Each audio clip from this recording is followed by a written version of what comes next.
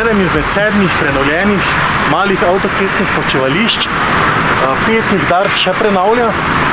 Na njih so prenovljeni prostori, WC prostori, kadilnica in pa objekt za gostinsko ponudbo, ki pa še ni aktiven. Zaenkrat imajo uporabniki možnost zgolj izbire pijač in hrane iz avtomata. Bi pa naj že kmalu bila na teh počivališčih tudi gostinska ponudba, kakšna nam še ni uspelo izvedeti, kot tudi ne, kdaj dejansko bodo ti gostinski obrati odprti.